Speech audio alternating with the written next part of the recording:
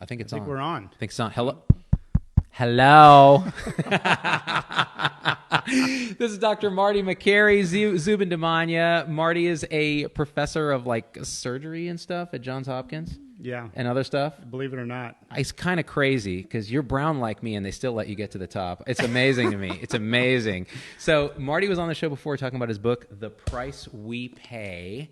And we're going live to the whole page now to talk follow-up because, of course, it became like, it blew up. Everybody's talking about price gouging in medicine. And we thought, what would happen if two reasonably educated physicians, maybe one and a half, got together and just talked about all the things. And so we're taking your questions. If you shoot us some stars, we might pay more attention, but I don't care. Just ask some really good questions. Marty, what is up, dude? Thanks for coming out to the Bay Area. Great to be with you, Zubin, as always. And I feel a special connection with you.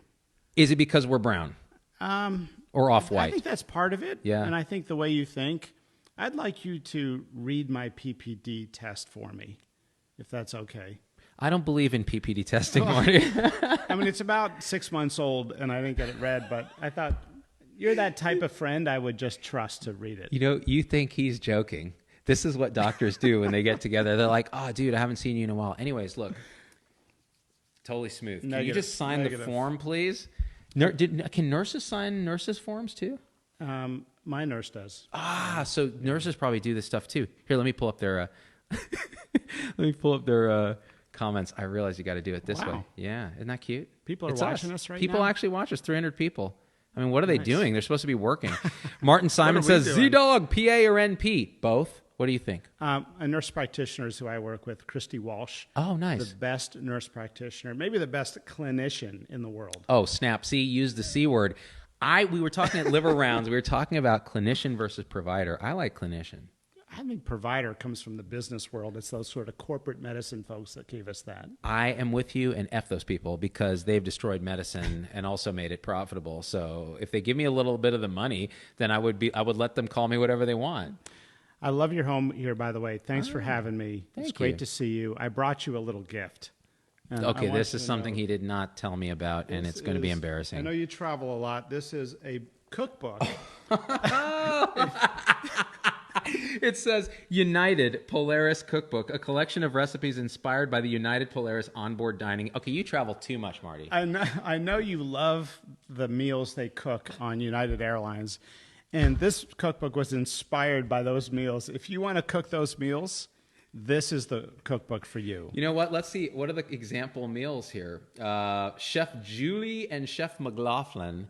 So are these the kind of meals that you can make like they come in a little tray like this with a little tiny little cutlery that you can't stab people with because of Sky Marshals and stuff? Yeah, they have no taste, but you know, for some people who like that, this is the book for them. I'm really delighted. Thank you. That was very thoughtful. In case you're wondering, this meal is so delicious. I would love to cook this at home. Now you can do it.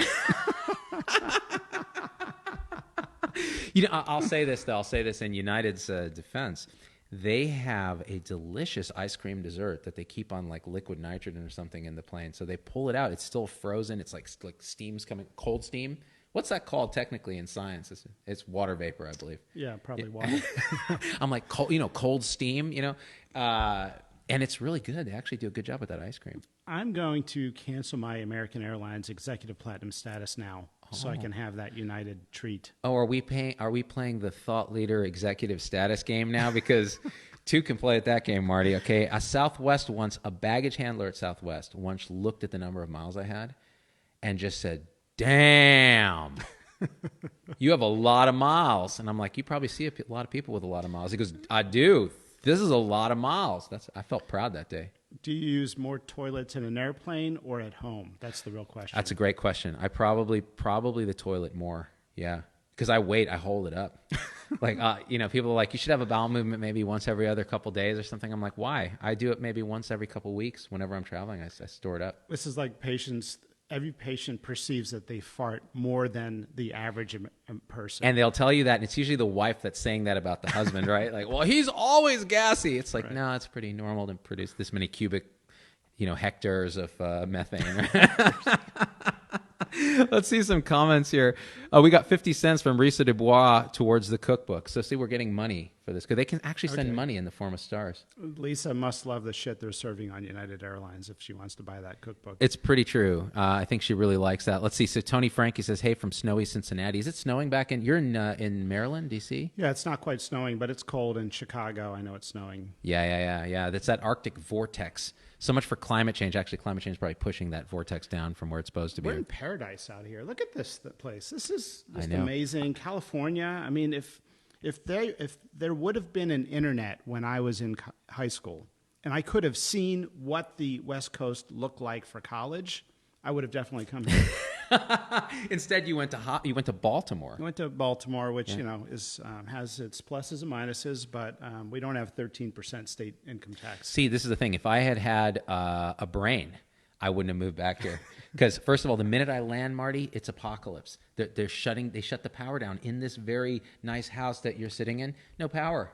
All our shit went bad. It was terrible. Well, you're very patriotic, wanting to pay more taxes to the government. I mean, it's nice of you to help contribute to social programs. Wife is strong on plow. I believe in Californistan. It's a very solid communist state. I think I told Peter Attia this on my show, but I had this character, Sergei Panstropov. He's a Russian. He's a Russian surgeon, and it was based on, remember Yakov Smirnov, that old comedian that was from Soviet Russia? Yeah. And he'd be like, in Russia! Yeah. And that was his whole shtick. So it was like Sergei Panstropov would always talk about medicine in Russia. And he comes here, and of course he's like an MA or something because he can't get licensed or something. So he's always, in Russia, there was no money for, randomized controlled trial. All trial were placebo versus placebo. He would always say shit like that.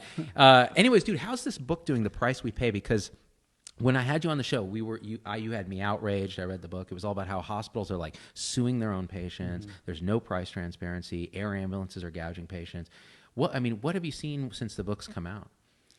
Well, I've been really impressed by the response. People are frustrated out there, and right now there's a movement to try to create public accountability around American hospitals. Some of my partners at the hospital, surgeons who I've been friends with for a long time, have said, Marty, you used to do work in cancer research with our team, and now what are you doing? This pricing and billing stuff that you're into, why are you working on it? And I tell them, if we have the cure for cancer and half the public does not trust us, those cures are no good. It means nothing. Yeah. And we have a public trust problem right now. And so we're trying to rebuild the public trust in American hospitals through what we're doing. And that's the message of the book. That's what I'm proud of in our students and residents and nurses and everybody that stepped up, concerned citizens. They're saying, look, enough is enough. This price gouging and predatory billing is threatening the great public trust in our profession. And so it's been cool. A lot of hospitals have responded. They've said, okay, you're right. We're going to stop suing people. This is wrong. It doesn't make sense. It's not good for the public trust. Right. PR. Yeah. There's a study that 64% of the American population has avoided or delayed medical care for fear of the bill. It's absurd. It's absurd because you can imagine they don't have a good sense of when it's okay to avoid or delay medical care. We don't even. There was some data on like doctors using high deductible plans. Mm-hmm. They don't know. They're like, well, maybe if I don't go to the primary doc, I can just skip right to the specialist and do that. And it causes bad outcomes. Mm-hmm. So the question is, if they don't trust us because our pricing isn't transparent, and by us, let's be really careful. It's not necessarily these frontline doctors and nurses and clinicians. It's the business people that run this stuff. And many of them aren't even aware that their legal department is suing patients. Well, that's what the patients are telling us. I loved my doctor, but the hospital wronged me. And so we're going to these courthouses across the United States defending people who have been sued by their hospital when they've come in at a time when they're vulnerable, looking to us as physicians and nurses for help. And then the hospital gouges them. We go to court with these folks, And we tell the judges, Your Honor, I can't show up and mow your lawn and send you a bill for $5,000. Where's the agreement? Where's the contract? We win 100% of the time. And these hospitals are stopping the practice. It's awesome. We've seen Mary Washington Hospital that I profiled in the book, Chapter 4, announced they're going to stop all lawsuits. They had sued 25,000 people in a town of 28,000 people by census data. VCU announced they're going to stop suing people. Methodist in Memphis announced they're going to stop suing people. UVA dialed down the lawsuits. We're going back there. We're asking donors to write to UVA a call and tell them, hey, look, this is very simple. Just stop suing patients. And so, the thing about this is the hospitals will then say, well, but we're borderline financially, insolvent, and we do a lot of charity cases, we have to be able to charge, or else, there's no, we're going to be out of business. Then who's going to give the care? The hospital's going to go out of business, sure. Yeah, even though all the garnishments from the paychecks of these poor patients that they, sue and garnish their paychecks is less than half of the CEO pay at the hospital. So the idea that, we're going to go bankrupt. I mean, look, we've been hearing these chicken littles for years, and it turns out that hospitals this year are on track for their largest profit margin in human history, 5.1%. Last year it was 4.5%. They're doing very well. So they don't need to be suing people to garnish their paychecks from Walmart, as we identified in that JAMA study. Amy Basco says lawyers are the only winners. It's always the case. You know what, though? I'll say this about my lawyer colleagues. They suffer a lot of moral distress as well. They're actually struggling as well. It's just like physicians.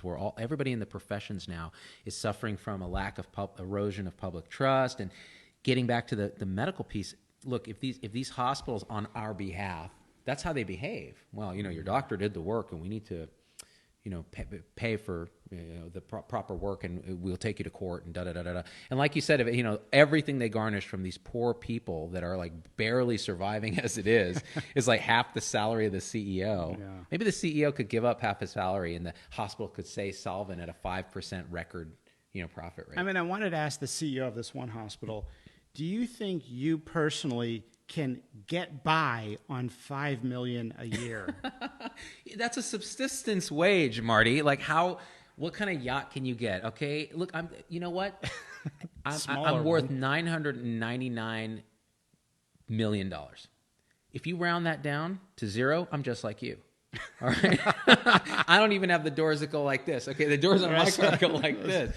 It's crazy. It's crazy. Now there are rural hospitals that are struggling financially. They're getting crushed at the same time large hospitals are making a killing. Right. And it comes down to this weird legal provision called the all or nothing clause, and the second legal provision called the anti-steering clause. That is the root of a lot of these problems, because these clauses enable hospitals to mega merge and consolidate. Oh, is that right? Yeah. So how so? How does that work exactly? So when a hospital does a contract with an insurance company, oftentimes what they'll say is, look, it's all or nothing. You get all of, say, New York Presbyterian health system, or you get none. Every hospital and clinic and doctor in our network that we own has to get paid at the same rate. Right. You can't tier them. Right. And Sutter Health was just in a lawsuit about this, where they were these all or nothing provisions. And guess what? It makes the easiest way to make money in America, having high rates because you're New York Presbyterian or Sutter Health. You buy these sleepy little clinics and doctors' practices that are struggling or not making money, and all of a sudden now you're charging New York Presbyterian prices and Sutter prices because it's all or nothing. That's the clause they put into those contracts. And they also have anti-steering provisions, so employers and TPAs cannot steer patients to the higher quality docs or centers within a system. And these all or nothing provisions allow hospitals to make a ton of money by buying up everybody. And it gives them more market domination. With Sutter, this hits really close to home because I worked for Palo Alto Medical Foundation, which was purchased or merged with Sutter. when I was there. And actually, we went from a partnership of collegial physicians, and we felt, I remember sitting in these meetings and going, okay, should we do this? Should we not do this? This kind of thing. And what was the result of it? And the idea is, well, we need leverage when we're negotiating with hospitals and with payers, because otherwise they'll just crush us. And so in the money games, as physicians, we don't have much leverage. So what if we partner, if we go with Sutter, well, then we'll have their massive leverage with contracting. And then I find out later, years later, that they're charging like $400 for a CBC or something ridiculous. And that's how I'm getting, and then that's filtering into my salary as a hospitalist, because it's subsidizing the loss leaders of hospital medicine, primary care, and these kind of things that don't generate the click fee-for-service RVUs. And now I feel actually morally injured. I'm like, I was a parcel to this. Mm-hmm. Like, part of the reason that this house is nice, I bought it in 2006, is I made money working in this system. And now I have to, it feels like I built it on an Indian burial ground or something, like a poltergeist is going to come out of the fucking TV. I mean, doctors and nurses should be paid well for their time and services, right? It is hard, and it's work that it doesn't compare to anything else out there. Yes, it's rewarding, but doctors and nurses, all healthcare professionals, should be paid very well for their time. I agree. And fairly and transparently. But do we need Zen gardens and brand new marble lobbies and profits at a nonprofit that pays no taxes, that they don't know what to do with because they can't keep the money, so they just buy property and land and pay their executives in bonds? I mean, who gets paid in corporate bonds? Do you get paid in corporate bonds? Tom Heineber sends me corporate bonds all the time, but it's a piece of paper written in crayon, 100 Bitcoin. No, but I mean, you know, it's funny because you look at Stanford, they just built this brand new hospital, and it's all frou-frou, and they have these big wings for patients, nowhere for family meetings, no places for the actual clinicians, but really a great, beautiful facility. And it's really, you wonder, like, what are the priorities? And Sutter in particular, so they had this big lawsuit. They settled out of court. I wish they didn't settle. Tell me why. Whoever went after them, I forget if it was the state, should have kept going and not get, I think a settlement is really just a way to get paid off. We were all hoping that case against Sutter Health, which is here in California, for people who don't know, was going to set a legal precedent that it violates basic competition, competitive principles and pro free market laws when they have these all or nothing provisions.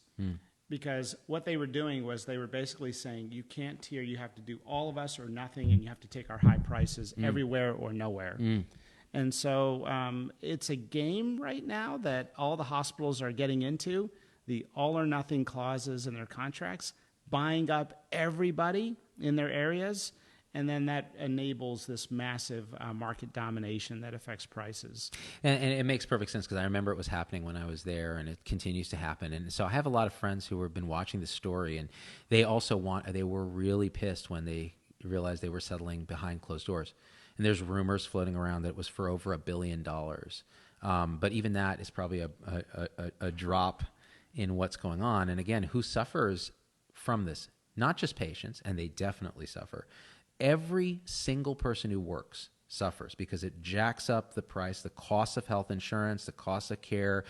And, you know, it's it almost, you know, and this is what I worry about, Marty, because you and I have talked about this a little bit. And again, wherever you stand on single payer and that sort of thing, like, I just worry that this is going to be the final straw where America goes, we're just going to be like Sweden and we're going to cover it all by the government. And you know what? We're better than that as Americans. We can actually do something even more unique and even more amazing and even more American. It doesn't involve blowing it all up. But when you see shit like this, you want to blow it all up and be like, you know what? Forget it. It's a shame, too, because the doctors at Sutter are great doctors. They really are. Some of them. Yeah, they're my colleagues, yeah. And so they're, you know, what? And the nurses and the MAs and everybody, the pharmacists, they're all great. I would even submit to you that a lot of the hospital administrators are good people. They are, actually. And they are good people working in a bad system. They have inherited, we in healthcare have inherited this crazy game of inflating prices for the purposes of offering secret discounts to different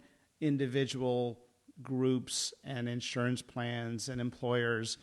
You know, I've been involved a little bit in this advocating for this executive order on price transparency that's come out of Washington, D.C. that has said, look, there shouldn't be secret negotiated discounts in healthcare between hospitals and insurance companies around prices. Those prices should be public information.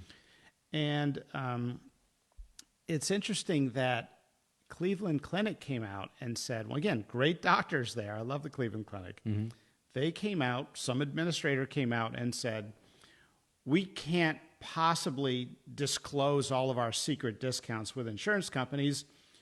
That's a lot of work. We have over 3,000 different negotiated contracts with different groups and payers around the country. What a waste of energy and money and time, too. That is the problem. You have 3,000 different prices for the same service? Yeah. That is the problem. Who else can do that? I mean, there's no industry. I can't think of anything. I mean, I guess travel websites could go back to the days when they had no prices on their, can you imagine if airlines just billed you after the flight? Yeah.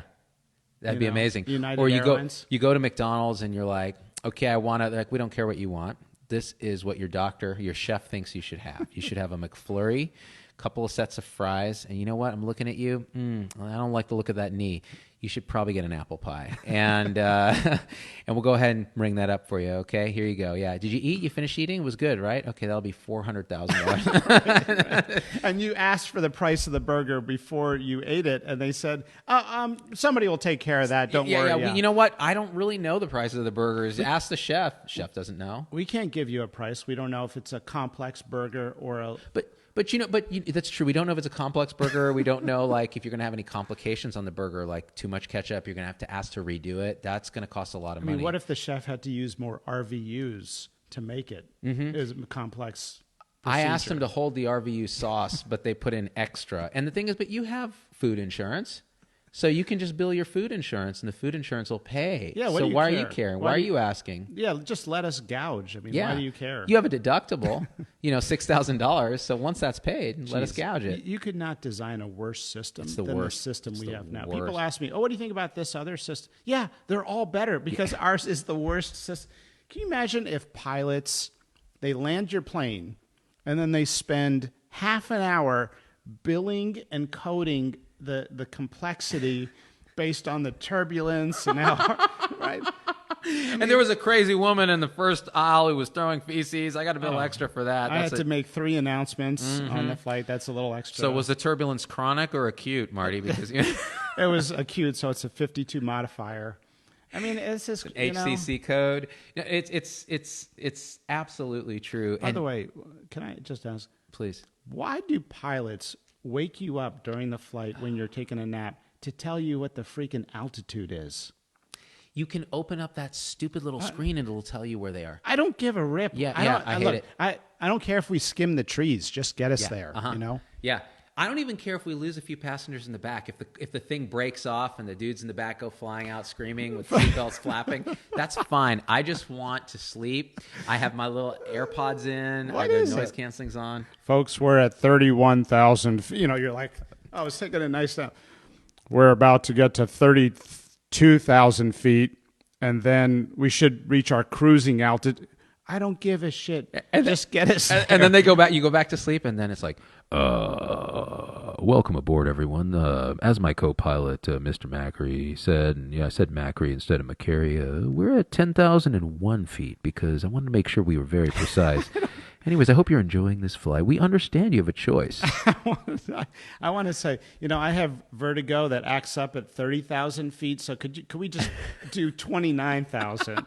Because I don't want to. Actually, I was reading recently because I did a little video about airplane medicine and like when they call for a doctor. Have you ever been called on a flight? Oh yeah, multiple times. Oh my God. Yeah. Okay, you know what? I've never been called on a flight. Yeah. Isn't that crazy? So what have you been called for? Like what kind of stuff? Well, usually it's just somebody, vasovagal. Syncopal event, yeah. Yeah. I think that's 99% of all aircraft medical emergencies. So it is. So I'm thinking basically all you need is a sternal rub and you're good to go. Marty's like, oh, I got this. Like, ah! And you know what I do when I get called as the doctor?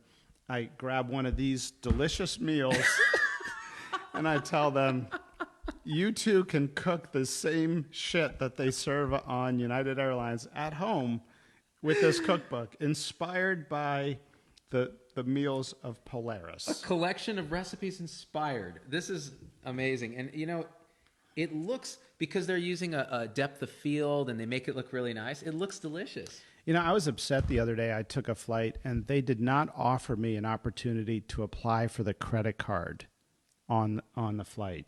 You know what? That's heartbreaking because you feel like they're discriminating against you. Like, what is it? Is it because I'm a surgeon? They don't want me to. It's because we're brown people. It's because we're brown. Yeah. Marty's from Egypt. I'm technically from Persia, but vis-a-vis India. So even worse, I get 2 strikes. Like, I get 2 cavity searches at the TSA, man. It's like, if you want any more information, you can contact the NSA. They've got all of our details. now you're saying too much. Now Snowden's listening, and he's like, I told you. Risa sent us $1 for the pilot impressions. Nicely done. Thank you, Risa. Let's see here. 30,000 feet closer to heaven, Jen Fisher. That's true when people go down. But honestly, if you're a pilot listening, or of a pilot, if you or a loved one is a pilot and suffers from mesothelioma, you may be entitled to compensation. Have you been exposed to Roundup? Just tell them to shut it during the flight, okay? We don't need to know what the altitude is. Attention, all pilots, okay? Let us sleep for the love of humanity. Sleep is important. Talk to Matthew Walker. Mm-hmm. I mean, this guy's a Johns Hopkins surgeon, has New York Times bestsellers, a researcher, published over a million. You can search that. 1 million articles. He's telling you pilots, let us fucking sleep. That's all he's saying, okay? All we are saying is give sleep a chance. You think people are going to be after me? Yes. But they are already after you, dude. I told you last time when you came on the show, I'm like, people are going to try to murder you. I'm amazed you're still alive. And in fact, you're bringing a target into my home. All right? And this makes me uncomfortable. Luckily, my children aren't here. If I get murdered, all my passwords are ZDoggMD for everything, okay? You know what's scary? That used to be my password. ZDoggOne, like 10 years ago when I just developed the character. I'm like, no one knows this fool. ZDoggOne. And then it's like, it has no capitals, unusual symbols, or numbers. I'm like, well, fuck you then. ZDoggOne exclamation point with a capital D. You don't know which D it is. There's only one D in it. Okay, I guess you do know which D it is. You can cut that out, right? Oh, this is live. This is live. All right, I should change it after I we're know. done here. By the way, I got to give... So this is the kind of guest I want to have on my show now, is someone who does not give an F, who has everything to lose. So he's, faculty at a major institution. Bank accounts have obviously are now a public record. knowledge. When you asked to log into my Wi-Fi, I implanted a worm on your computer. I've pulled all your data. But he's still willing to come on the show and speak as a human being, and he's a hotshot Johns Hopkins surgeon. By the way, speaking of hotshot surgeons, there was recently some data, right, about, or some story about this MGH surgeon who blew a whistle about concurrent surgery. Oh, yeah. What's the deal with that? Has ethics reached an all-time low? Yes. Yeah, I mean, I cannot believe what happened there. This respected orthopedic surgeon, highly respected. Wait a minute. I'm sorry. Okay. You said respected and orthopedic surgeon in the same. Respected by the orthopedic surgery community. Okay, thank you. So I heard this guy was the bomb. Okay, MGH surgeon, Mass General Hospital, saw another surgeon doing 2 operations at the same time. We're not talking about staggering cases like we all do for efficiency. We're talking about starting the cases at the same time. Concurrent. Long 6-8 hour surgeries. The patients were getting into trouble. There was issues shuttling back and forth. This is all in a great Boston Globe spotlight piece about a year ago. Exposed it all. The hospital was downplaying it, denying it. They had fired the surgeon who was the whistleblower. There were emails about how they were basically telling, like, look, just shut up. I'm paraphrasing. Finally, they come out and do a settlement for $13 million last week. They in favor of the doctor who was whistleblowing. And they offered him his job back. Yeah, I'm going to work for you, asshole. Yeah, he's not. He's like, screw you. Fuck you guys. I'll go elsewhere. Thank you. Yeah. And so I tweeted basically, what about the patients? Is this just like a rich man's game where we swap money because we didn't treat you right as a whistleblower? I mean, he was right in speaking up that we need to reward that, not punish it by firing people. That's the absolute wrong thing for patient safety. And But where are the patients getting anything? We surgeons bill by the minute. I mean, not our professional fees, Right. but when you have an operation, you get a bill with operating room time by the minute. It costs it's billed at roughly $32 to $70 a minute, depending on the center. So when the patients were sitting around for whatever, an hour, let's say, waiting for that surgeon to shuttle back from his other room, are they getting refunded? These people have copays and deductibles. Is anyone going to do the work of going back and looking up who these patients were and apologizing to them? Northwell announced another settlement against with a whistleblower who had also called out concurrent surgery at Lenox Hill Hospital in New York. Same thing. 2 settlements for whistleblower surgeons who had called out concurrent surgery within the same week. And then I got to look this up on Becker's review, and it's like, Becker's is like read by the...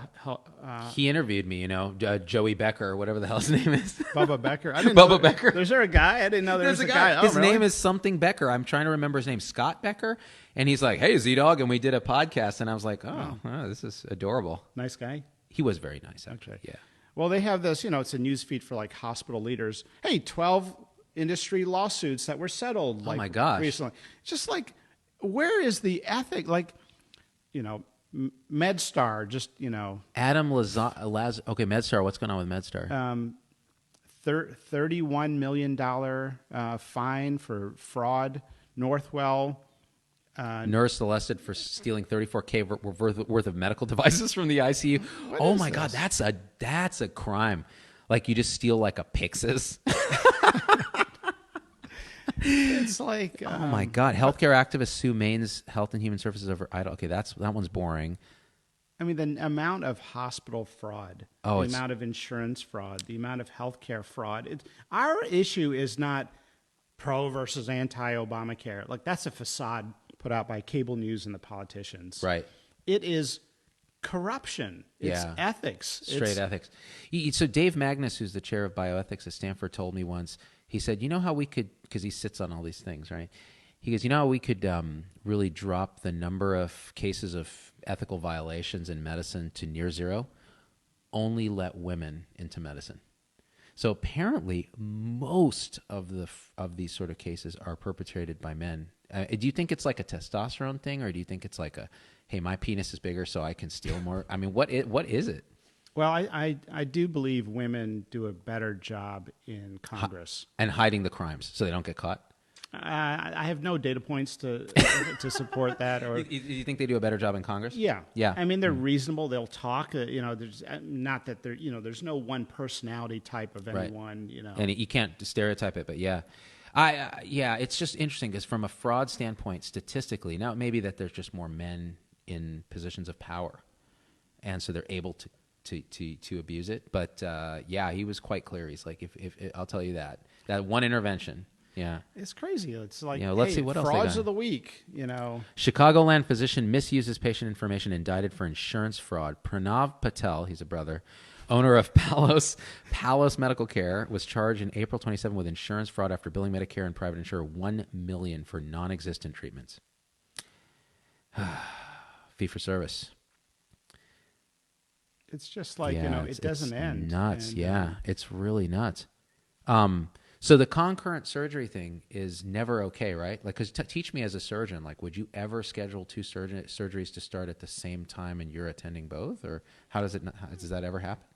So, one frustrating thing that all surgeons relate to is the turnover time. It's not just surgeons. Where my scrub tech's at? Anyone that does, anyone that does procedures, endoscopy, radiology procedures, the turnover time is always an issue, right? It's always an issue. Some places do it better than others, but one of the ways surgeons can be more efficient is when the cases are staggered. If it takes an hour and a half or something like that to turn over the rooms, which is not, that much of an exaggeration for my operating rooms.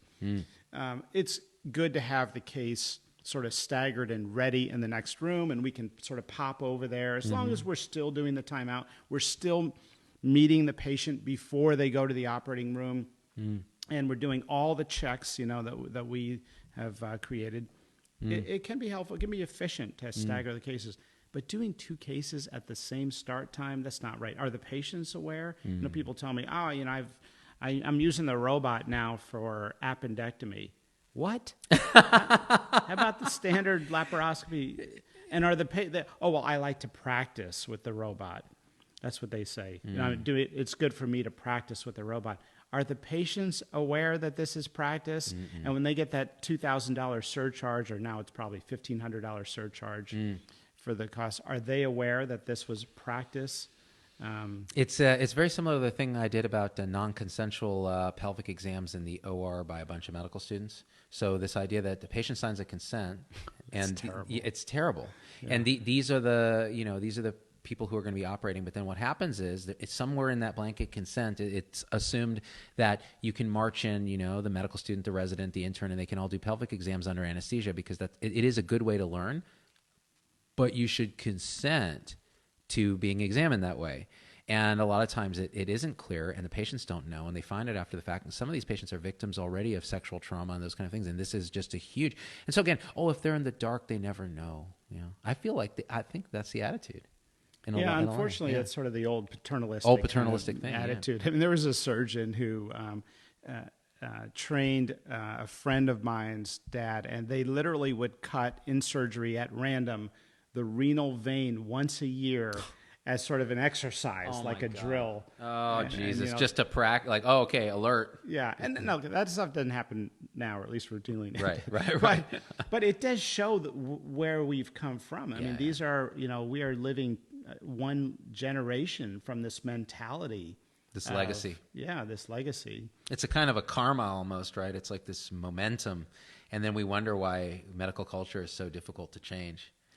People are actually listening to us right now and weighing in. Kind of disturbing. What is the value that we're saying that people? Welcome to my world. Every day I go live, my supporters are like, "Yeah." I'm like, I haven't said shit. Like I was like, "Hey, my kids went to school today. How about yours? They're good." So Sarah Zait, who's I believe a pediatrician, said, "Hey, I'm a mom and a doctor. I don't have time to come up with fraud schemes." I mean, that's true, right? We're busy just doing it the old-fashioned way, just barely surviving, working really hard, trying to support everything, right? So it's these guys who are a couple abstractions removed who are like, you know what? We could probably... I'm going to do an Indian accent. I'm going to tell you why, because I knew a lot of people, doctors personally, of Indian origin, like my father, like my mother, who would commit amazing amounts of Medicare fraud and eventually got caught. And so they're like, if there's $100 on the ground and you don't pick it up, that's a crime. And there's $100 on the ground here, okay, and I'm going to pick it up. I mean, that's the philosophy. Why do I enjoy listening to you talk with that accent so much? We both come from immigrant background. It's I love the one Sikh in the doctor's lounge. It's just one of my all-time favorites. I'm glad you enjoyed that. Yeah, I wish that had more engagement, but I think white people are afraid to share it. They're just like, is this racist? I can't figure it out. I mean, I don't want to look like I'm bad-mouthing my Indian colleagues. At the same time, this is on point. I mean... Are you going to play that at the University of Vermont when we speak there? We're both speaking at University of Vermont. Yeah, I'm excited. Like next week. Yeah, I know the transplant surgeons there are awesome. I'm really excited. I'm really excited, too. They seemed really cool on the phone, and they were like, we really love this idea of Health 3.0. Our physicians are struggling with burnout. It's like everywhere. We need to do something about it. So... whether or not, it's these kind of gigs that I think re-inspire me, because I go there and I talk to frontline docs and they're like, shit, man, it's hard out there for a pimp. It's inspiring, isn't it? It really is. Yeah, do you get that feeling when you do it? I love it. This guy, by the way, he's a superstar. So when he does talks, like people are lined up like 100 deep for selfies and stuff. It's crazy. When I saw you were on the program, I was going to give a special talk just for you. I was going to give the classic medical talk. I was going to put my big glasses on and get up there and start off by testing the mic and make 5 apologies. I'm sorry, can you hear? Just read a manuscript off of a PowerPoint for an hour. And it's I don't know. Sorry, I've just been traumatized by so many of these talks. I said to these guys the other day, I went to a workshop, a 3.5-hour workshop, and they were all like, medical? Or what was it about? Was it about hospital readmissions? Was it about inpatient versus obs? Was it about... And I'm like, no, it was about the nature of consciousness and whether we're living in a simulation. And I'm like, that's the only kind of fucking conference I can go to, because medical conferences make me want to stab myself in the eye. They're so boring. So you don't just read off a slide? What the hell, dude? Yeah, people, I've What kind of academic are you? I've created the ICD-9 diagnosis code.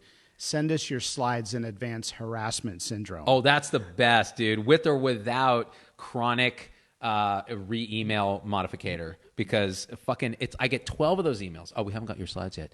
Yeah, I believe I mentioned in my writer where it also says I get green M&Ms and a couple of male hookers. it said it quite. You don't have male hooker is writer? not bad. No, I don't. 12 is. I literally got one time a paper letter saying that it is important we get your slides in advance, and then daily. I mean, I've never got more harassment than this one group, and probably every group that's invited me. And I was wondering, oh, was that me? Was that me? Right. But I mean, I literally was. It was so. I was busy. You know, all the conferences are clustered in the spring and the fall, and I literally at one point just wished diarrhea and blindness upon this individual. And interestingly, diarrhea and blindness afflicted this individual. So I'm wondering, was there Santeria being practiced? Was it a bit of voodoo? Was it some Egyptian magic? But, you know, somebody gave me advice once on how to give a medical talk, and they said, first thing, never start off with an apology.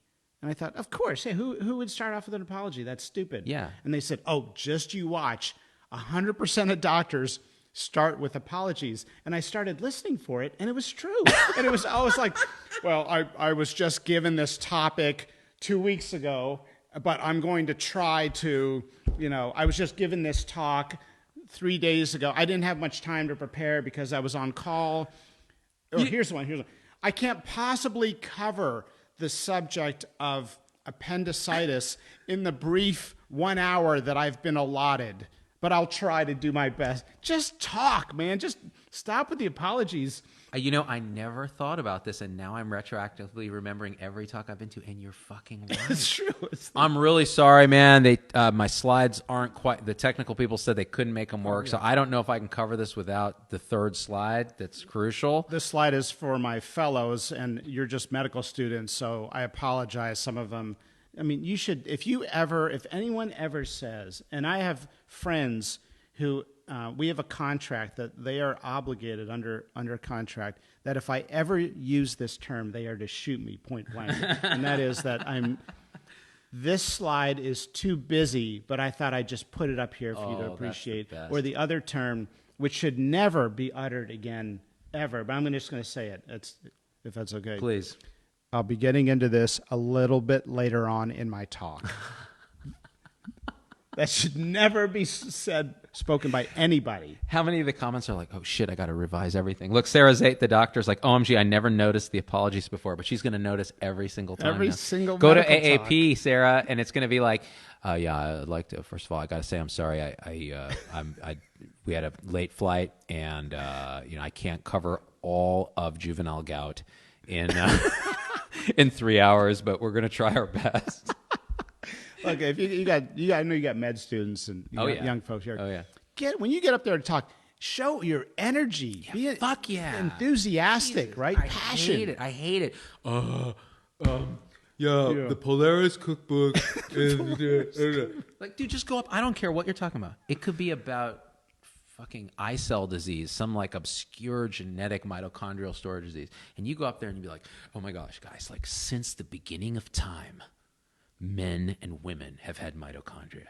And when those mitochondria don't work, woe be it unto earth and sea, for the devil unleashes his wrath. I mean, it should be like that, Energy. like Iron Maiden level Yeah, performance of the stupidest shit. And that just elevates it, right? I mean, I literally spoke at a meeting once. I was all excited, and I get there. I think it was the American College of Surgeons annual conference, the big deal, the big kahuna conference. Yeah, that's a serious one. My first year on faculty, and I get there, and I drafted this surgical checklist, right, in the early days, and I thought, I'm going to be able to sort of unveil this to the surgical world at this big conference. And I get there, and I was all nervous. I get there at the podium. There were only 2 people in the room, in this large auditorium. And so I started off by saying what I was taught to say. I said, I want to start off by thanking both of you for being here. And they kind of looked back, and they just hollered, we're just here because we're giving the next 2 talks. So there was literally no audience intending to be at the talk. Yeah, and this is a lot of the medical meetings Medical now, meetings, right? yeah. I think medical meetings are the worst. I really do. I think we could do it all online and more engaging, and then go meet up in small groups because you need physical. So this is something I was talking about with Don Hoffman, this professor, about the consciousness thing that we did an episode on, and he was saying, the social evolutionary biologists feel that we evolved reason to argue with each other in social tribes about what's best for the tribe. And so it's a social thing. So reasoning by yourself is hard. You really step your game up when you're with other people and you're going back and forth and you're like, the thing about medical meetings is they fucking suck. Yeah, you're right. Well, how they suck. And then you come up with 30 new reasons you never would have come up with. Like, I never noticed that apology thing, man. That's crazy. It's totally true. You know what? I subverted that. So when shit doesn't work in my talks, because they're very AV dependent, and okay, can I rant for a second? Yeah, this is I love the rants. Oh, my Is this another God. air ambulance coming? This is worse than air ambulance because air ambulance only affects human lives. This affects my life, and it's much worse because I'm the most important. I'm a solipsist. I believe the world doesn't exist except for in my mind. Here, I'm kidding a little bit. So every time I go to talk, I have to deal with the AV people. And these are the guys. Yeah. You know it, right? Can we have your slides? Yeah, homie, I gave you those slides when you requested them by 30 emails, like 20 times over the last 4 months. The So you have ICD-9 code. It's the ICD-9 code, a request repeated for fucking slides. And so I'm like, you have them, right? No, we never got them. Well, shit, here's the email where I sent it to you. We couldn't make Dropbox work. Could you have told me that 6 months ago when you asked for the slides? No? Okay, here, fine. Here's a thumb drive. Yeah, but these are Mac slides. Yeah? Well, we have a PC. Fucking you! This is what you do for a living. You have one job, Bob. Just make it work. Okay, fine. Let me give me that. I sit down like Cypher from the Matrix, and I hack in, and I'm like, okay, now it works. And then you go and you run through it in pre. It takes an hour to get it set up. The audio's not working. And you go live. Nothing works. Nothing works. I think I have a master's in AV. Yeah, I think you do. Honorary. You and me both. Yeah. Like, I have so many dongles in my backpack. Like, oh, you HDMI? Okay, so this is 1980? Sure, here you go. Here, I got that. I got that dongle. And then, so Bob doesn't do shit. It goes live. Bob's in the back. He can't even see you. This thing's not working. Doc Vader's not playing. My music isn't working. And I'm just like, yeah, I don't apologize, but fuck Bob in the back because he's a piece of shit. I will throw you under the bus, Bob. I don't give a fuck, all right? God damn Send it. us your slides in advanced harassment syndrome. You know what the cure is? What's that? I've used those a couple times. I don't use slides. What? Oh, then I guess we don't need your slides. Oh, my then. God, that's thank you. great. I'm going to do that. It just it eliminates it. The harassment ends immediately. And then you show up with slides. And then I show up and say, "Oh, I have a thumb drive. You mind if I just throw that? Oh yeah, sure, yeah, we'll stick it in. Yeah, no problem." So you see, okay. I got to tell you a little behind baseball here. So Marty's one of the few people I can talk about this whole like traveling around doing talks, being a thought leader guy, right? Because we're both doctors, we're both at academic. He's written a book, I haven't. I have a ZDoggMD. I consider you like here and I'm here. So when I meet Marty, I'm like, Marty, tell me the secrets of the universe. And he's like, okay, this is how you deal with fucked up speaking clients, all right? and he'll just go through. He'll be like, you charge them this and you make sure to tell them this and don't do this travel thing. You just do this flat thing and you do this. And I was just like taking notes. He's like, and when you talk to them, or make sure to do it this way. And I'm like, you know what? That's what we need. They don't write books about this stuff, Marty Makary. They need to. Yeah. Except there's like 3 people who would actually. Well, there you go. So did not bringing slides, that's amazing. Yeah. Because then because here's my story. So recently I did a talk, and they wanted my slides in advance, so I gave them the slides in advance. The day of the talk, they're like, our board has concerns with your slides.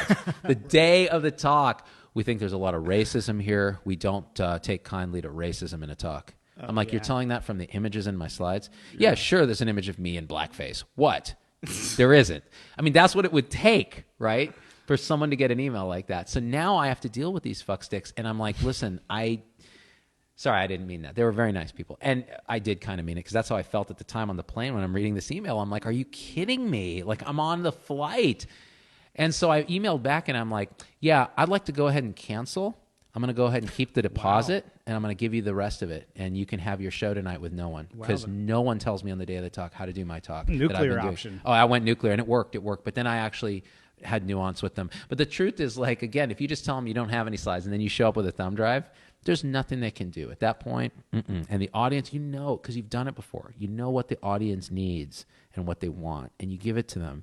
And if there's administrators in the way, you get them out of the way somehow.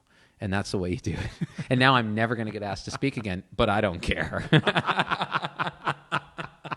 you ever go to a place where you feel like, man, this hospital is just so egregious what they're doing, you know, suing people or do whatever the practice is. And you go there and you have dinner with them the night before and you're like, wow, these are good people who are nice trying to do their best. Every time. And, you know, some stuff is just out of their control. And then you learn about the creative things they're doing and the new ways they're delivering care. And you're like, wow, they're like listening to their doctors. They're trying new things. They're working, you know, nurses into the leadership and redesign. They're listening to people on the front lines. And you leave so blown away. There are systems that I go to where I try to have an open mind. I say, I have no idea how it's run, how good it is, if the doctors like it or don't like it there.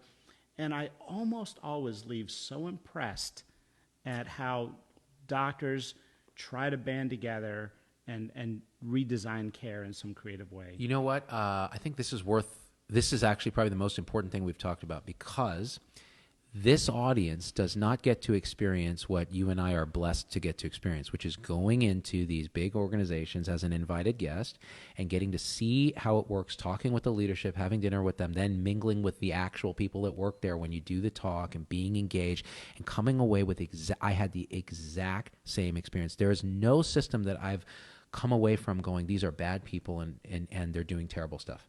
And you know what's funny is sometimes I'll do a show from the location and I'll be like, guys, I'm really impressed with these guys. They're really trying hard because they're good people in a fucked up system. Yeah. And then I'll get a couple messages from like ex-nurses at the facility or something, and they'll be like, these people kill babies and throw them in the dumpster. You don't even know who these people are. And the truth is you have to be careful, because what you're hearing is somebody who has probably experienced something wrong, but cannot have the bigger perspective of seeing the whole system and seeing how people are trying and how everybody's doing their best, including the leadership and the administrators, even when it's not easy. So that's one thing I'll say is let's have an open mind when we are dealing, because we are trying to make it better. There are terrible incentives that guide us in the wrong paths. And so even Sutter, that, you know, we're bad-mouthing and all of this, the truth is, like, I know amazing people at Sutter, and they're trying their best even to improve patient experience in a real way that doesn't sacrifice what, you know, the frontline caregivers are doing. So, and that's the disgrace of it. It's probably one dude over there at Sutter in the legal office who's working on these insurance contracts and running the charge master, who's gouging the community on pricing. The doctors have nothing to do with pricing their services. Right. They're good nurses, good docs, good PTs, you name it, all the health professionals.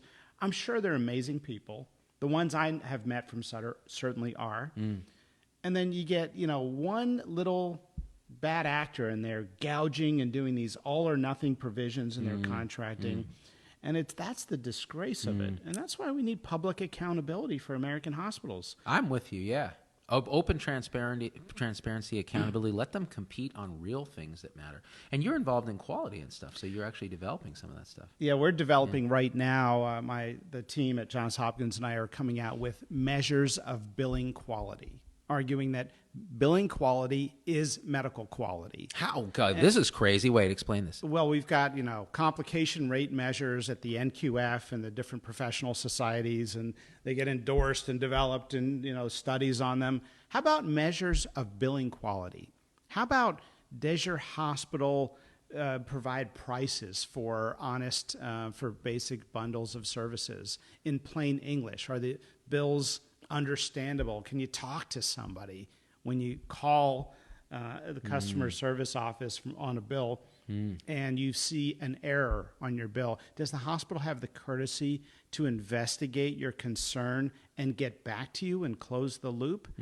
What's your average markup? Do you charge 30 times more than the next hospital and argue? And they factor that into U.S. News and World Report's rankings. Well, we are talking to U.S. News and World Report about using billing quality metrics in hospital rankings.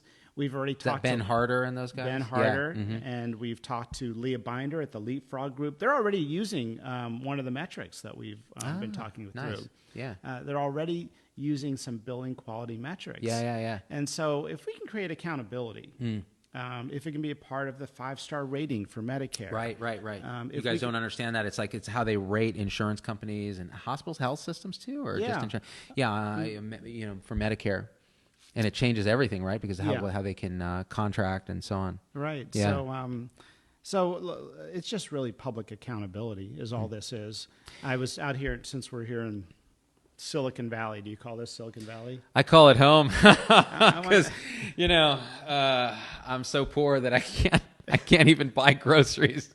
But I live in a beautiful place. You should see where I live, and you'd start feeling bad about how I've ridden beautiful. in your car. I like your Tesla, man. The car is my really one nice toy. It's really beautiful. Yeah. My home, on the other hand, is about a 10 by 10 square foot little pen. Can I have that? So much easier to take care of. It is easy to take care of. But I want to meet Gavin Belson, by the way, if he's here. Russ Hanneman. Russ Hanneman? Yeah. The doors go like this. Yeah. Yeah. You know what? If you understood ROI, radio on the internet, then so you were saying radio on the internet. So actually, one of the things, one of the many meetings I've had here, I'm going to be speaking at Kaiser tomorrow, which I'm excited about. R.I.P. to Tyson. Yeah, terrible. Yeah, tragic. He's supposed to be a really good guy and just died in his sleep. And before we forget, the fucking anti-vaxxers are saying it was his flu shot that killed him. They're like, he was healthy and he died in his sleep. It must have been the toxins. I'm like, you people are so awful that there's a family that's grieving and you're going to blame it on something that probably had nothing to do, probably didn't have anything to do with his death. It's crazy. They're crazy. I have one message for those anti-vaxxers. Come with it. I'll be getting into that a little bit later on in my talk. I want to apologize because this talk is really all about saying how much anti-vaxxers suck. Here's a slide that I think is too busy, but I'm just going to show it to you for the... It's in my living will, actually, that if I'm in a vegetative state, they are supposed to, with certain criteria, just knock me off. And the way that they're supposed to do it is to show a PowerPoint on the ceiling of the hospital room with a busy slide and say, I'll be getting into that a little bit later on in my I'd like to apologize if this slide isn't showing up in the back. Oh, my God, that's amazing. The death by talk, by bad talk meme. By PowerPoint. By PowerPoint. Death by PowerPoint. Right. Now, Bernard was an amazing guy. It's really tragic what happened. So, I'm talking at Kaiser tomorrow, but Google Health reached out to me. They read the book, The Price We Pay, and they said, we want to talk. And I got some friends there, too. They're good people. Oh, yeah? Yeah. So I said, sure, this is what I want to talk to you about ahead of our meeting, and you tell me if it makes sense to meet. Let's create billing quality metrics for the internet that Google can use so that when you search a hospital, instead of just getting the name of the hospital and the address and phone number, you can get the name of the hospital, the address, the phone number, their average price markup, and their billing quality 5-star rating. Are they shaking people down in court, suing low-income Walmart employees to garnish their paycheck for unpaid bills? How far do they go in the egregious predatory billing? Ooh. So this is stuff that can be benchmarked, it can be measured. See, the easiest measurements in the world. Those aren't hard. That's all objective data. So we got a paper coming out on billing quality metrics. Do you have a very busy slide explaining the paper? I'll get into that a little bit later on in my talk, but I know you can't see this slide or read any of it or any of the 5,000 words on it, but I just wanted you to get a feel for how complex the field is. I love it. That is the most pompous, horrible, you need to die right there on the spot. Speaking of you need to die, Marty, I'm going to take you to task for a second. You guys remember from last time, if you saw his interview, that Marty Makary, his book Unaccountable, book prior to this book, was the basis for Fox's The Resident. And he, in fact, is a consultant on that show, and yet it's still the shittiest show in the world. That's actually not true. New Amsterdam is the shittiest show. New Amsterdam. So I actually enjoyed The Resident. the New Amsterdam is not getting good ratings. It's not? I don't think they're going to renew it. But The Resident's doing The well. Resident is the #1 rated medical series on television right now. This guy right here. Despite the Sucking. fact that they could not, on my personal advice, get Brad Pitt to play me.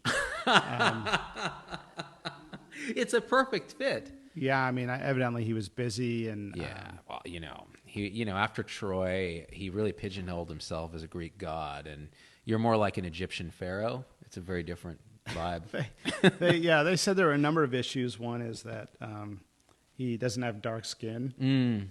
Another was He could have gone in brown face.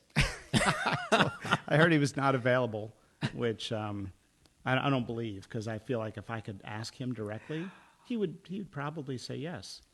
I think he would have if you just reached out. They said he was too old too, which That's the thing. You're a young guy, and the truth the truth. probably 3 years older than me. That's Yeah, way exactly. too Yeah, old. right. Way too old. Dude, Hodad. So Hands of Death and Destruction. By the way, you're not old until you have to bend over to tie your shoes and say to yourself, "What else can I do while I'm down here?"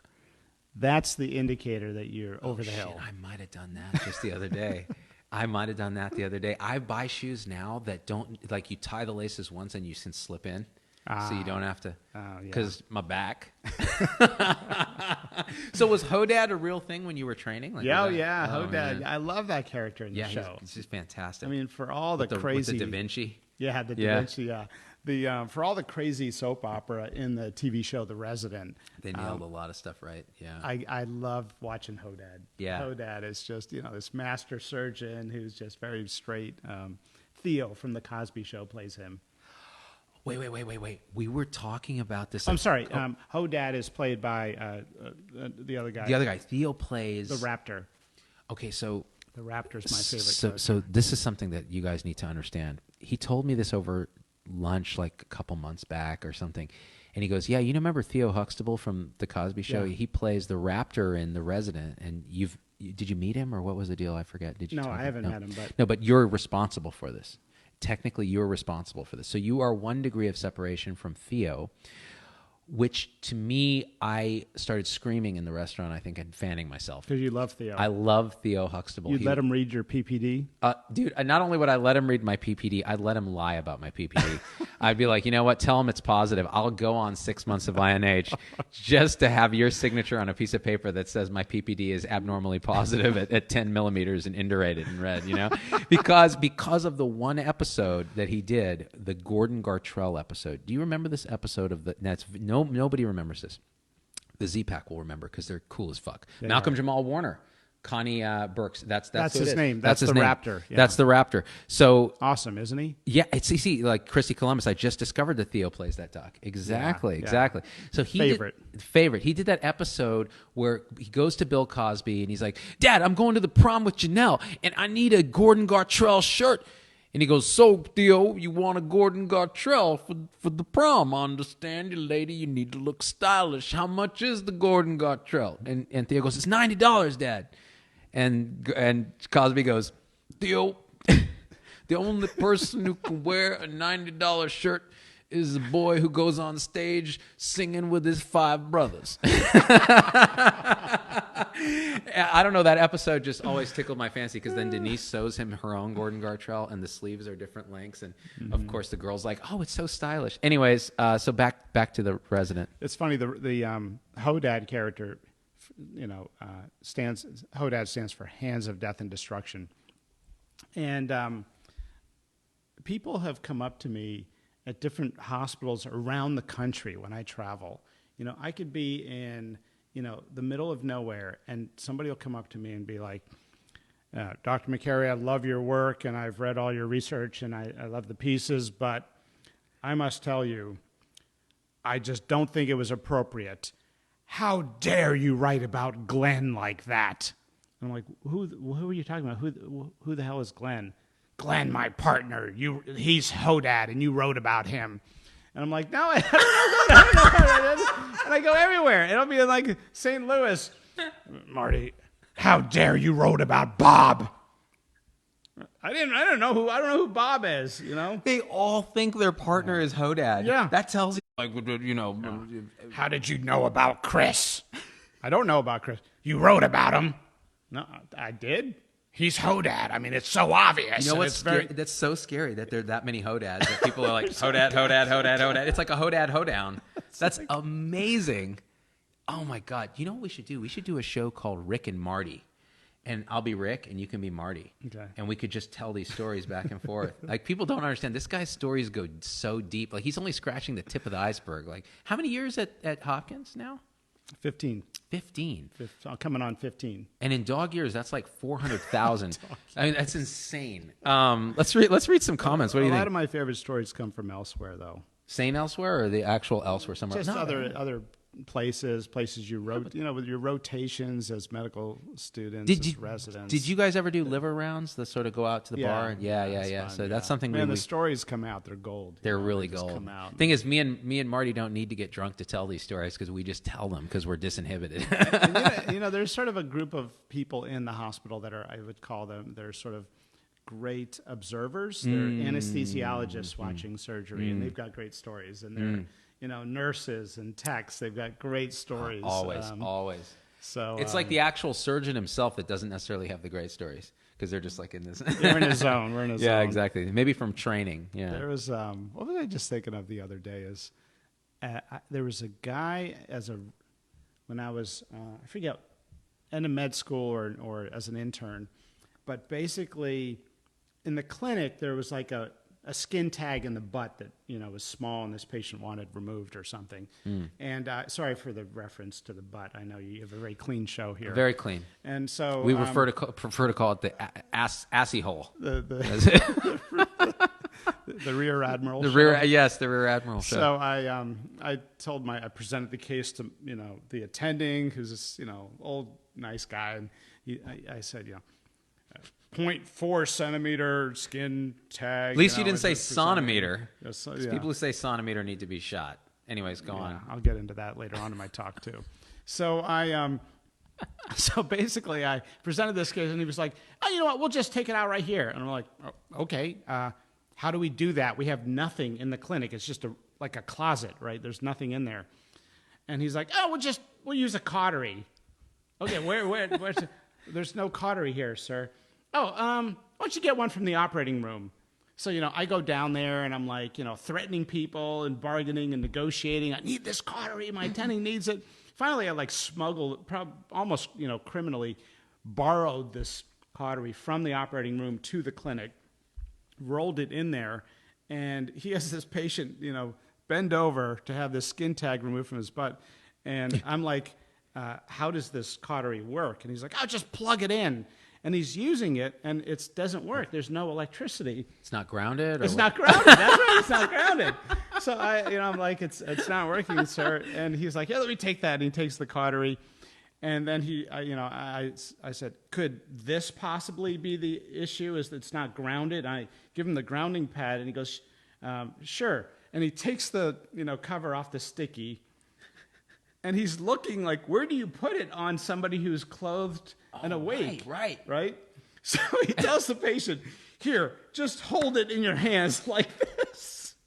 This guy is just shaking as he's getting worked. He's bent over. He's holding this grounding pad. It's like he's praying over this pad. Yes. Oh, my God. Oh, Crazy my God. stuff, That's you know? amazing. Well, did it work? The procedure resulted in the tag being removed.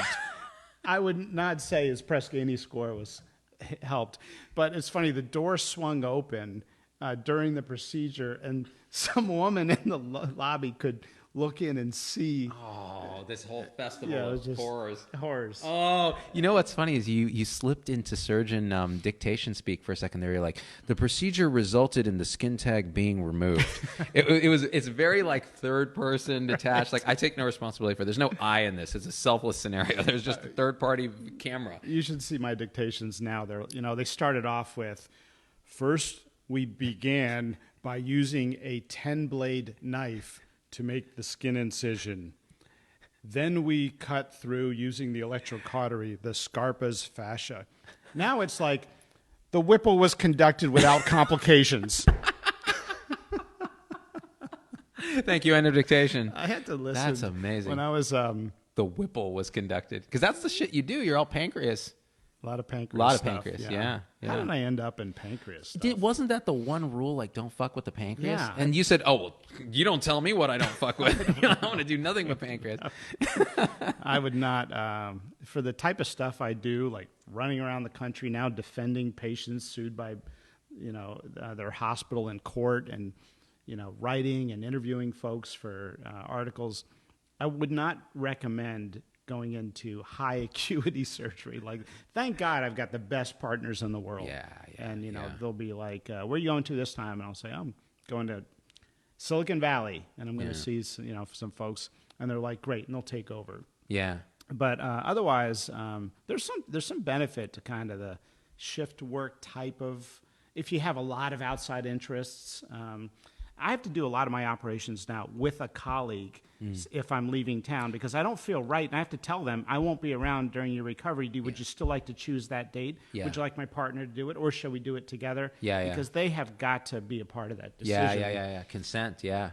I was going to Egypt for a family wedding. Oh, my. And my partners asked me, "Where are you going to this time?" And I said, "I'm going to Egypt."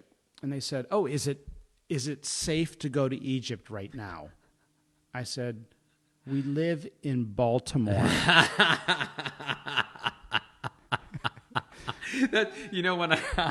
I was thinking of you when I did the Metamoji ophthalmologist, he's a panda. Yeah. And he was talking about where he trained, and he's like, of course I always claim that I can't be racist doing an accent if I'm married to someone whose parents have that accent. You get free reign. So I get free reign. So he's like, I put Harvard number 1, and this number 2, and then I get it back, and I'm like, Hopkins, what the fuck is this? This is a ghetto.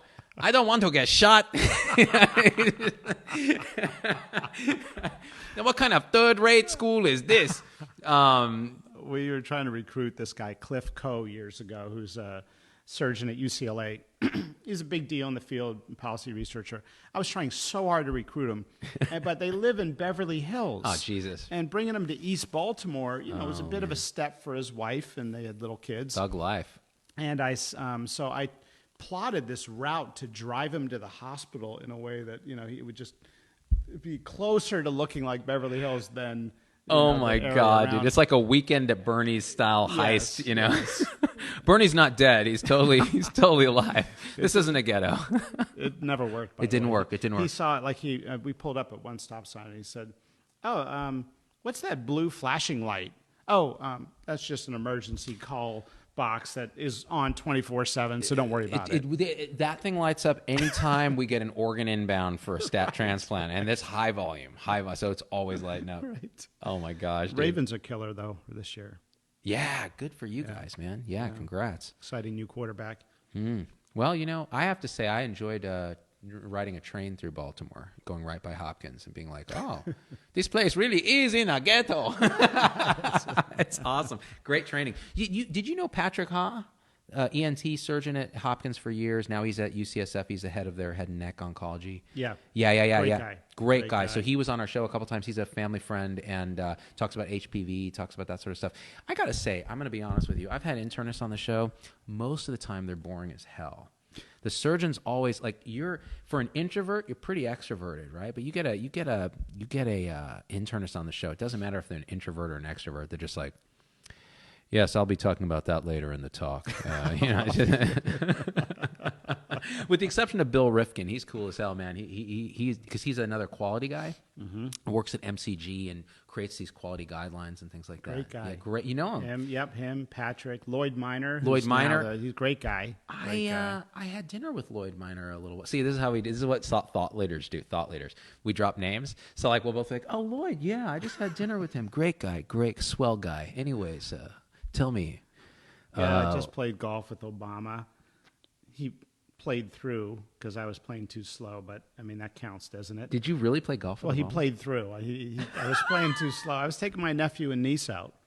And Obama was there? Yeah, and he was waiting to hit because they were putting on the green, and I was like, yeah, I think we should just pick up our ball, guys, and move. And then we went to the next tee, and he said, mind if we play through?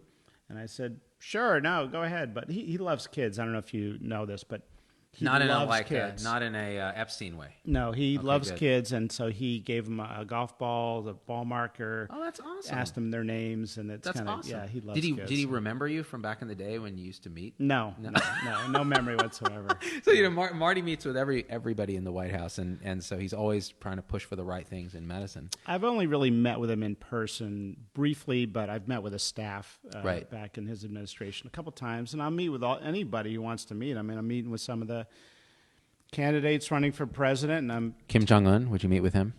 I'd have to think about that.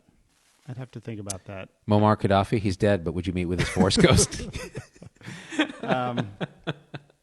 But I've actually been very impressed at how the receptiveness of this administration on the healthcare price transparency issues that we've been putting out there. That is something that they've done had some movement on. Yeah. Secretary Alex Azar, one of the smartest people I've ever met in healthcare. Seema Verma, crushing it at CMS. A lot of really great minds. Are you sad that what's his name is not FDA anymore? Scott Gottlieb, Yeah. amazing guy. Maybe I think one of the best FDA commissioners we've ever had in this country. He had a good run, and he did a lot of good stuff. I'm a huge fan of Scott. I just saw him at the National Academy of Medicine. More name dropping, this guy. And so I'm a huge fan of Scott. I think he'll continue to do great things. He's young. Yeah. And so he's going to do a lot of great things. That's awesome, man. Yeah. Well, I got to get him on the show. Yeah. But we got to wait until any politics are out of it, and we can just talk freely. Because politics always make it. I think he'll talk freely. If you want, I can ask him for you. That'd be great. Yeah. That'd be so much fun. Connect you guys. Yeah, that'd be great. Do you know Johnny Bush at all? Jonathan Bush from Athena? Oh, I met him. Yeah. Met him briefly. You guys would get along. I'll have Okay. to connect you guys. Okay. Yeah, he's a hoot, man. Now he's running this company called Firefly. It's like some kind of telehealth play. Okay. But yeah, I got to get him back on the show. Now we forgot we're on camera. We're like, yeah, and another thing.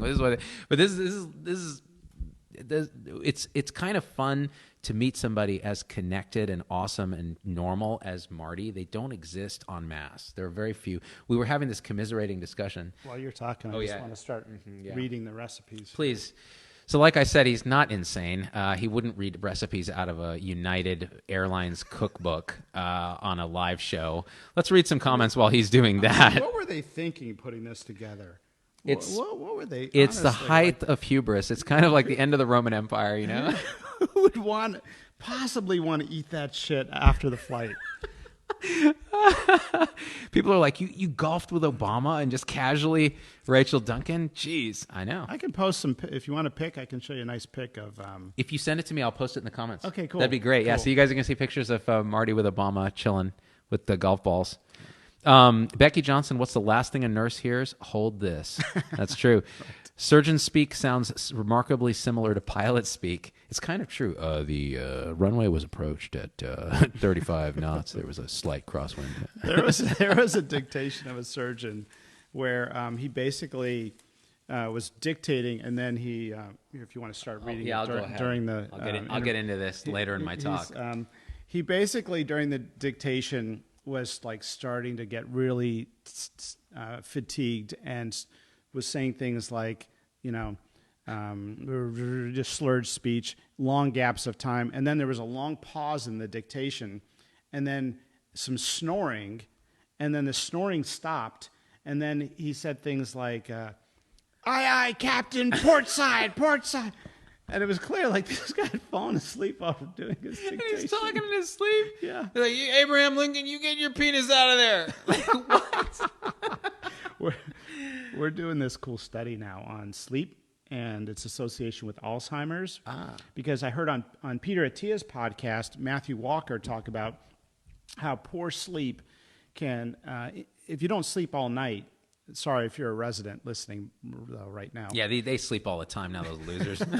If you don't sleep the next day, if you have a spinal tap, the CSF fluid is very rich in those plaques, like the amyloid plaques. Oh, wow. So you're damaging your brain. Yeah. And so it's been sort of this theory that during the deep sleep, your lymphatics are sort of removing those depositions. The glial lymphatic system, the glymphatic system. Yeah. And it's activated in this deep sleep. So the theory is if you chronically don't sleep well, it can actually cause Alzheimer's. Now, there's also an ApoE gene mutation that's involved in that, yeah. And Leo Alzheimer, whoever that original guy was, probably had the gene form. Sounds like a Fred Alzheimer to me. Yeah. Theo or Leo. Was it really? Yeah, something like that. Did he also have a Gordon Gartrell, or did he forget about it? You see what I did there? Sorry. So anyways, you were saying. So we are designing this major study. Now, I'm not an Alzheimer's researcher, but I'm interested in public health and all things health. And we have this large claims database. So what we're doing is looking at surrogate markers in the claims data of bad sleep. Things like being on Ambien, sleep apnea, using a CPAP, a diagnosis of a sleep disorder, and then long-term Alzheimer's down the road. So using a case-controlled design, we're looking at Alzheimer's to match controls, seeing if there are any sleep disturbances in their background, to look at this association, because people think it's real. And it's ironic, we spend billions of dollars working on a cure, on a drug. We need a drug. But the cause may be right in front of us, or one of the causes may be right in front of us, and there's no funding for it. And everyone's puzzled, Alzheimer's is on the rise. Why is it increasing so much? Well, maybe it's because there's this association, and poor sleep is on the rise. So we're going to evaluate this. That's actually really interesting. Yeah. That's really interesting. You know what, though? It's not as interesting as beet panzanella with sprouted quinoa, shaved radish, and rye croutons, because regular croutons are for bitches. This is United people first class. Has that ever shown up on an airplane, United? If it did, it was a desiccated little packet that you have to add vinaigrette to make it expand, and then it turns into this goo like it. Yeah. If you add enough of that vinaigrette dressing, you could eat your napkin and not even realize. I have eaten my napkin on planes before. Especially when it gets covered with that delicious salt. Can you believe they don't let peanuts on planes anymore? I know. It's not fair. I will sacrifice a few children to anaphylaxis so that I can have my nuts, all right? I'm kidding. Actually, you know what? I made a joke about anaphylaxis once, and I got angry messages from mothers. It is a traumatizing kind of thing. And I felt bad, actually. I was like, ooh. Normally I'm like, hey, you don't tell me how to do my show, bitch. And this time I was like, this feels wrong. I'm going to stop making anaphylaxis nut jokes, because it seemed inappropriate. So I'm curious. So you're a public figure. A lot of people sort of, listen to your stuff. How does it feel when somebody gives you feedback that's like, oh, you failed to also mention this, and you did this wrong, and you did... I mean, can you just kind of brush it off, or do you think about those things, and does it bother you? We're overachievers by nature, but we're also by nature quite insecure about our achievement levels. So if that happens to me, and it happens often, my immediate response is, what did I do wrong? Oh my God, I've ruined everything. I'm worthless. I'm going to die. And then the ego defenses come up, and I'm like, fuck this person, fuck everything they stand for. And then after that, I realize the truth is somewhere in between. I think I probably was incomplete. At the same time, it's not the end of the world. I need to stop catastrophizing. And so a good example is the recent Metamoji we put out, this pharmacist one. So we had I'll tell this saga real quick, and then, God, we've been going for how long have we been going for? Hold on. An hour and 22 minutes. Holy smokes. What's your record? Oh, man. I think I've gone 2 hours at the most. Okay. Yeah, this is great. I'm having so much fun. Should we try 3 today? We'll go for 4. Yeah. 4? The kids will come busting through there. It's going to be great. It'll be like the Kool-Aid man. Oh, yeah. Both my kids. And you know what's crazy? They just come. They run in the house every day. It's a ritual of theirs. And they scream the N-word at the top of their lungs. So it's going to just end my career. So this pharmacy Metamoji thing, I'd done a version with an octopus. And I'd made him a Southerner. And it was very thought out. I took a lot of input from the pharmacy community. They told me all their pain points. I put every single pain point in this thing. You do a lot of research for your pieces. I go deep. You're like John Oliver. They spend months researching those pieces. One single piece. You want to make sure you don't get it wrong. Yeah. I put out a raw version of it to supporters. And the reason I put it out to supporters is I was like, this doesn't feel like it's funny enough. It's just not hitting the right accent. Something's not right. So I put it out to them, and they gave me really good feedback. They're like, oh, the content's pretty good.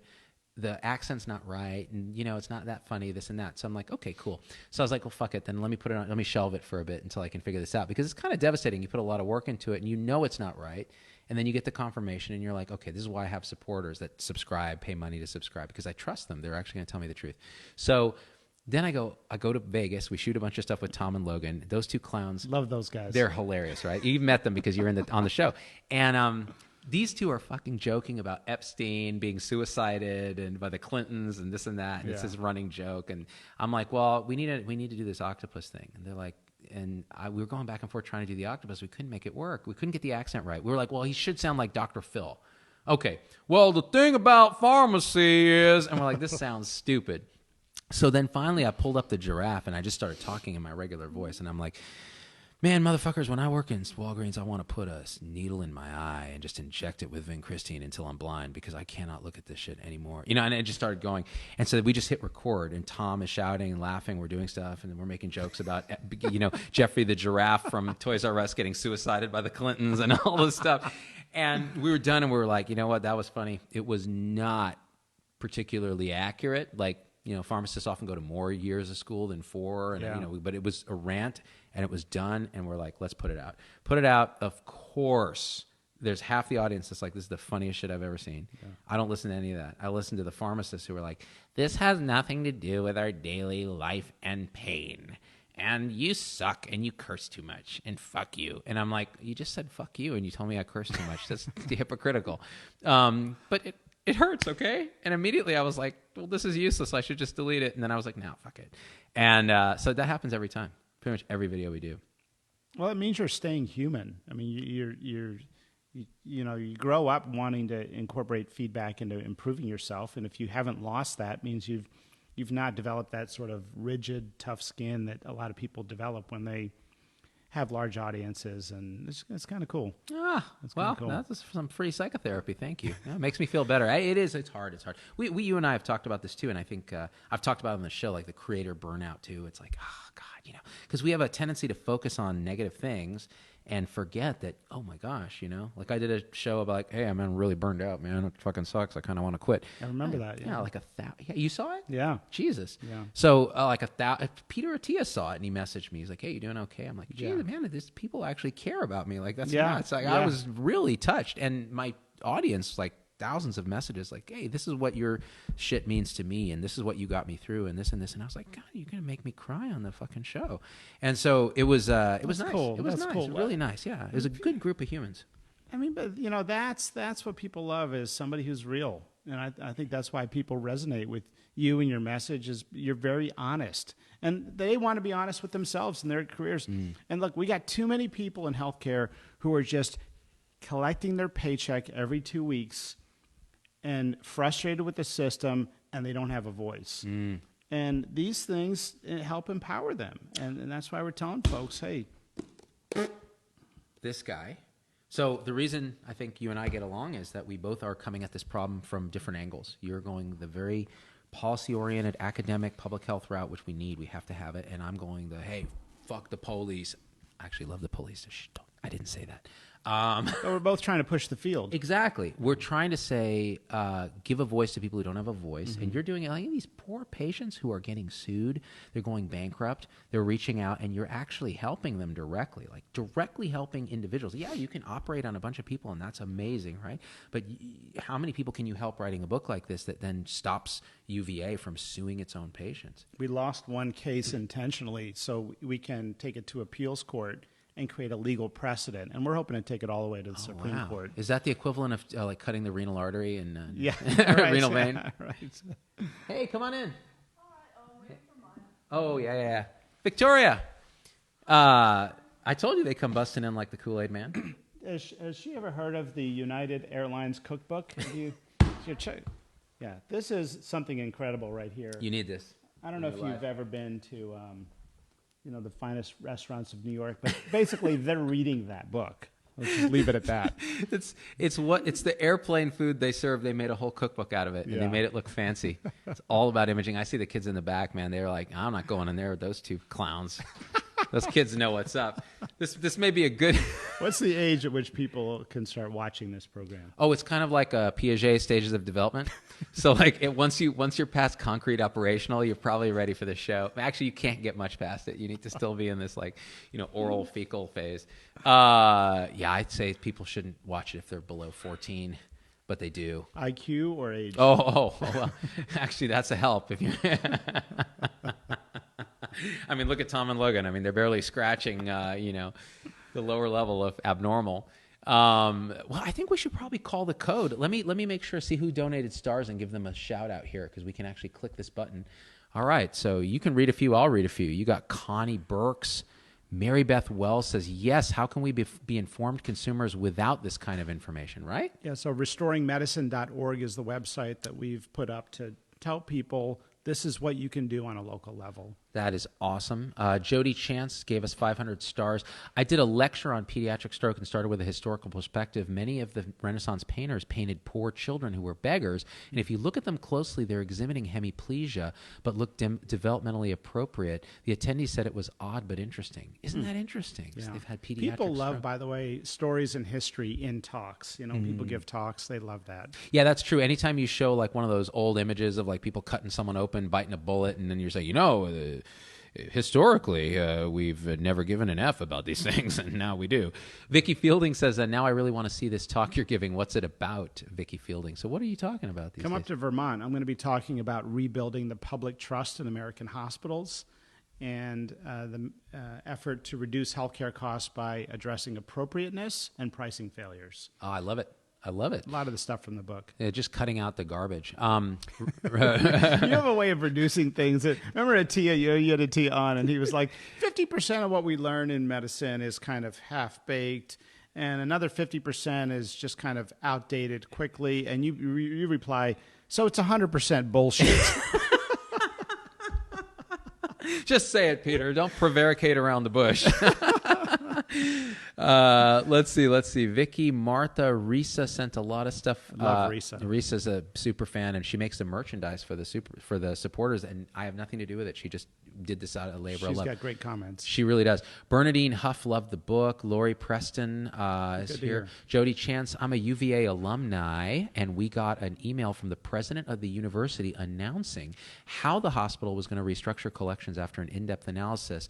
I replied back that I was disappointed he would send an email like this when the restructuring didn't happen until Washington Post called them out. So, Jody, just call this president, okay, and tell him to just stop suing patients. It's that simple. It's that simple. What about restructuring our collections process so we sue fewer people than we were? Just stop suing patients for the love of humanity.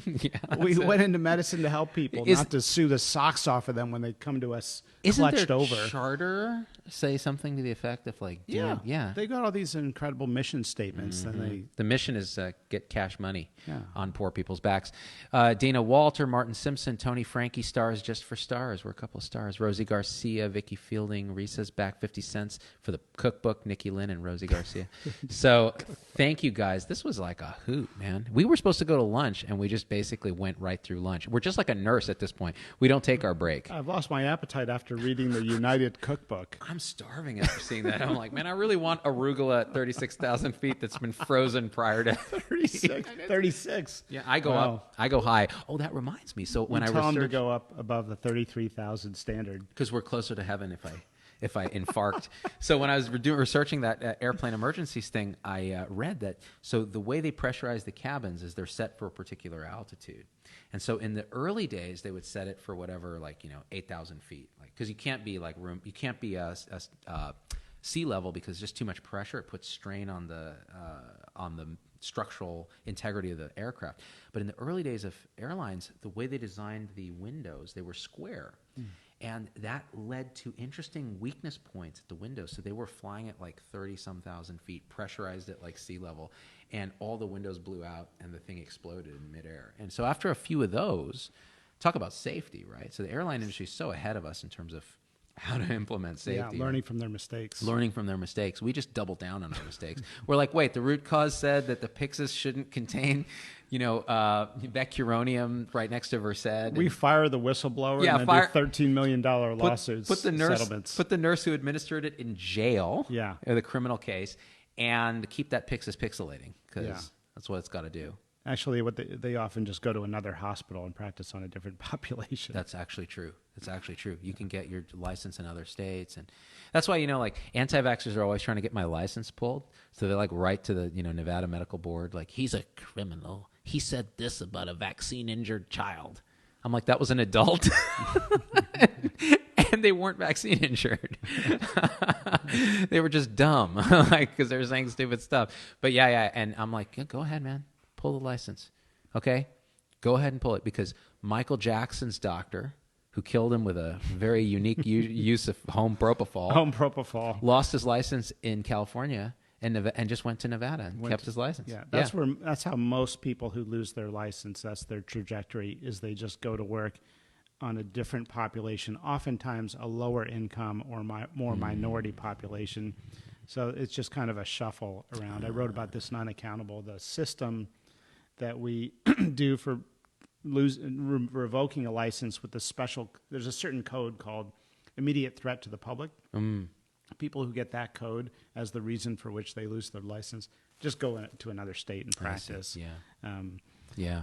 That's a whole nother talk, dude. So there's a lot of these other talks. Yeah, right. We'll be talking about that later. Pandora's box. It is on the out. It is. Did you ever watch the movie Mystery Men? No, but I feel movie. like I've been working with many mystery men my whole life. Exactly. Ben Stiller's character tells Casanova Frankenstein, "That's a Pantera's box you don't want to open." And Frankenstein says, "It is Pandora." And Ben Stiller's character says, "Don't correct me. It sickens me." And I've started saying that to people who correct me. I'm like, "Don't correct me. It sickens me." And I believe that was originally a William Shatner outtake from Star Trek. Oh, really? The director was like, "It's not sabotage, it's sabotage." And Shatner goes, "Don't correct me. It sickens me." Look, I've been in a day spa all day long. DAIYE. Is that Zoolander? Center for Ants? Is this a center for ants? How do you expect people to learn how to read when they can't even fit inside the building? Oh, Mugatu. Okay. One of the great villains of all time. Next time, can we do Anchorman? Yes, that is amazing. And then Tommy Boy. Yeah. Oh my God, I just watched Tommy Boy with my kids, and they were really skeptical that this is an old man movie. Like, it's from the 90s. That's right. Come on, dude. And they finally got into it. By the end, they were like, that was great. And then yesterday, I made the mistake. So I have Step Brothers, the director's cut. And I've seen it, and I'm like, this is inappropriate for children. So let me get the non-director's cut. Because that way, there won't be the scene where Will Ferrell pulls out his testicles and puts it on the drums. He's like, "I'm putting my balls on your drums right now." And I'm like, okay, that won't happen in the non-director's cut. It was in the non-director's cut. It was worse. Yeah, and both my daughters screamed in horror. They're like, "Is that real?" I'm like, "No, they were prosthetic nuts." I had to explain this to these children that, no, they don't look like that. I'm like, what? God, what a mess. So again, parenting 101, I failed it. I can't believe you're a parent. It's awesome. You said that in a way that was simultaneously bemused and accusatory, and I like it. You're like, I can't believe you're a parent. That's kind of awesome. Well, you must have this sort of super hyper responsible, mature side that I don't get to, interact with. It's an angry Indian father side that I picked up from my dad. It's like, "Don't make me take out the belt." Now you can't even do that. There's no pugilism anymore, so it's just like mental. You have to mentally threaten them. It's very hard to do. I find it because they're too clever. Yeah. Somebody's enjoying this. I know, Gail. Somebody's Gail is giving us out the there light. in America. Marty introduced me to Tommy Boy when I was in nursing school, and he was at Jeff. Good to see him so successful. Jan Lennon. Yeah, that's a cool thing. You get to reconnect with, folks. Tommy Boy is a great movie, man. You're the one with the candy shell on your brain. Does that hurt here? Not here so much, or here so much. Does it? He's all. Yeah. Nope. Looks okay. Looks good. Okay. Yeah. David Spade. All right, guys. This was a lot of fun. Thank you. Guys, buy this book if you haven't already. Live this book and tell the world that we will not be effed with. We need to fix medicine, and it's going to take frontline people like y'all and people like Marty who has, hey, what up, girl? Do you recognize this guy? She's like, you're not my daddy. All right, guys, I love you. We out. Peace.